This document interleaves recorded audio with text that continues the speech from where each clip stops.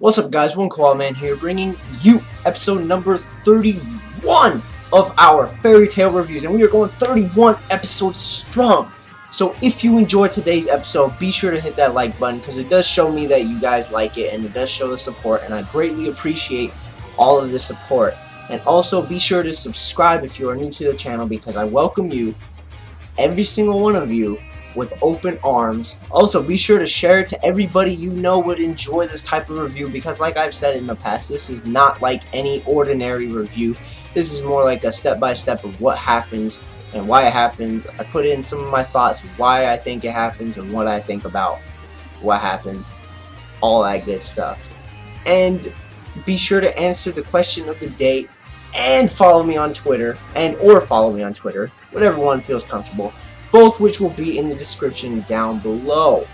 And with that all out of the way, let's get this mother underway. So we start today's episode off in Fort Term, which is like some bandit camp or whatever, and the squad is taking down a bunch of bandits, and it is just way too easy for them. Way too freaking easy. After they finish destroying this bandit camp, the squad leaves and they see Loki. And they're saying, "What's up, Loki?" And then Loki sees Lucy, and Loki just runs away because he's just scared of Lucy for Lord knows whatever reason. So since the squad beat the bandits, we figure out, like, hey, you know, the squad hasn't really had a day of rest and relaxation.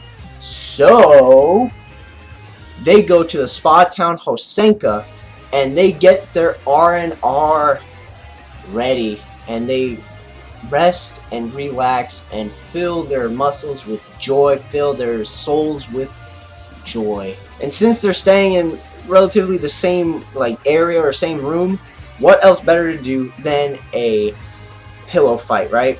So these pillows must have been made out of bricks or something, because these things were getting thrown like a mother. And Natsu and Gray and Urza were fighting with the pillows, and Lucy was like, "Oh, okay, might as well join."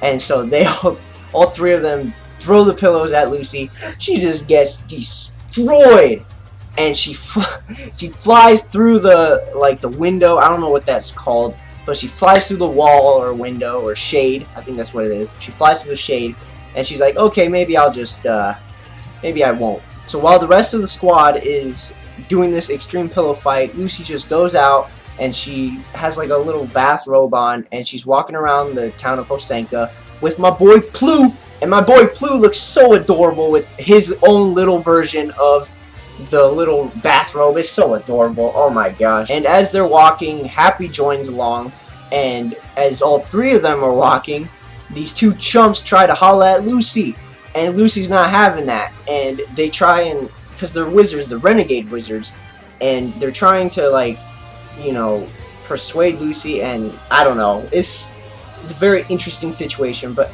either way, Loki comes to the rescue and bops both of them.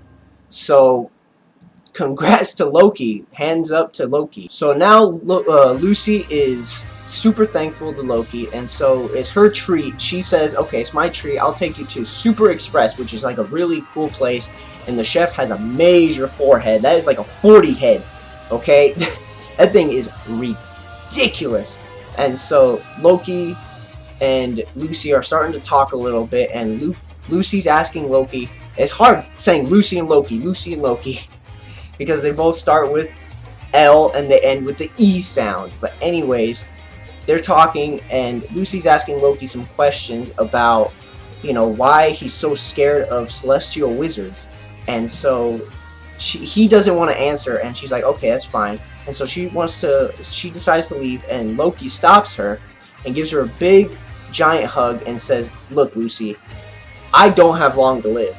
And that just switches gears pretty much. And Lucy's like, "Are you serious?" And then Loki just, oh my gosh, Loki's such a D-bag. He's a bigger D-bag than Loxus, honestly. And he starts chuckling and says, "I can't believe you actually fell for that. Come on, Lucy. You should have seen your face." And then Lucy smacks Loki right across the face, and that was honestly a low blow move from Loki. That was a pretty eventful night, and now we're back at the Fairy Tale Guild, and Lucy's still pretty upset about that.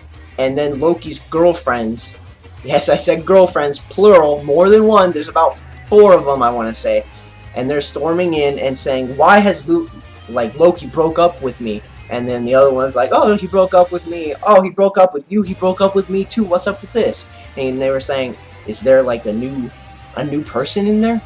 Like a new girlfriend? And I'm like, so Loki is a definite player. That's for dang sure. So now we end up at the Magnolia Bathhouse, which is a very calming public. It's the only public bathhouse, and it is very calming, and it restores the magic of every wizard pretty much. So it's like the Pokemon Center of Fairy Tail. And Loki runs into Lucy outside of the bathhouse, and he just apologizes. They share a drink together, and he just wanted to apologize, and he just pretty much leaves.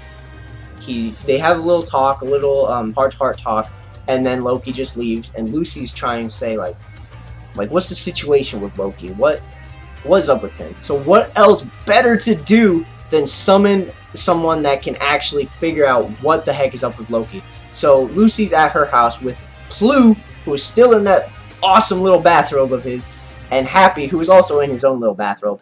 And she summons Crux, who is like this cross thing, and it's pretty much like a library. So Lucy asks Crux to research like what celestial wizards Loki has worked with, and so he just falls asleep, or he researches, and Happy thinks he's falling asleep, but he's just doing his research. And then he comes up with an answer, and he brings up Karen Lilica, who is also one of the most famous celestial wizards of all time, and she was a part of the Blue Pegasus Guild, but sadly she died. Thanks to that information, Lucy starts to piece this is like a giant puzzle with Loki. So she's grabbing all these pieces in her head, and she's saying, okay, so I got this piece, now what do they have in common? And then she's like, no way, is Loki what I think he is? And then right when she's about to say what Loki is, Gray busts in through the door and says, Lucy, we have to find Loki. Okay, everybody in Fairy Tail is looking for him because he just quit Fairy Tail and he just ran off. So we have to find Loki. Turns out Loki is at Karen's grave site, and Lucy is the only one that found her, or found him pretty much. And she talks to him and says, I know who you are, Loki. And I can't believe who he is. Loki, Mr. Playboy himself, is Leo the Lion. And Leo is my birth, what's that called? Horoscope or whatever. My birth sign. So that is legit. I finally found my boy Leo the Lion. And I'm honestly kind of disappointed, but, you know, I can't really, because at least I found Leo. So that's freaking amazing. So since he is a celestial spirit himself, Lucy is explaining that since Karen died, his contract should have been up, and he should have been returned to the spirit world. But that's not the case, because Loki was saying, like, no, I've been banished from the spirit world. I am considered a traitor from my fellow spirits because I killed Karen. And with that note, that is the end of the Fairy Tail episode. Glad to leave it off on that note of us finding out that Loki killed his own celestial wizard, Karen. Alrighty guys, you already know I don't like to end off these episodes without a question of the day, and today's question of the day is referring to the birth sign. Now I don't know if it is called birth sign or whatever, but what is your birth sign? Mine is a Leo, so you can either be, you know, a Cancer, a Sagittarius, a Pisces, a Libra. Let me know down in the comment section below, and also tell me what's the animal or spirit, you know, whatever, because mine is Leo the Lion. There's Sagittarius the Archer, there's Taurus the Bull, there's Cancer the Crab. What is your sign and your respective animal or thing to go along with that sign? So yeah, let me know down in the comment section below. And if you did like today's episode, be sure to hit that thumbs up down below. It really means a lot to me. And with all that out of the way, keep it cool.